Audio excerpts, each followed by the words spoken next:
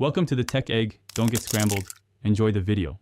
In this video, I will explain how to make donuts on a car. First, locate a very large, open, and private area, like an empty parking lot, far from any obstacles or people. Always prioritize safety and ensure your vehicle is mechanically sound. Knowing your car's drivetrain, whether it's front, rear, or all-wheel drive, is crucial for understanding how it will react during this maneuver. For rear-wheel drive cars, begin by turning the steering wheel sharply to one side.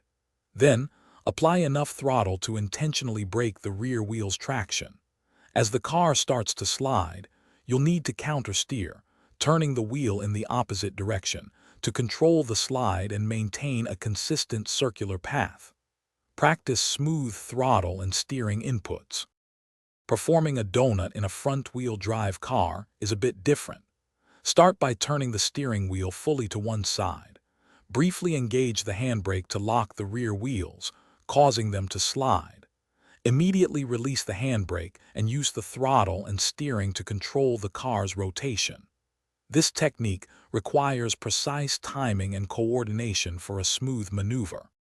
Remember, safety is paramount when practicing car donuts. Always choose a controlled, private environment, far from public roads or pedestrians. Begin with slow, gentle inputs and gradually increase your speed and aggression as you gain confidence. Always be aware of your surroundings and any potential hazards.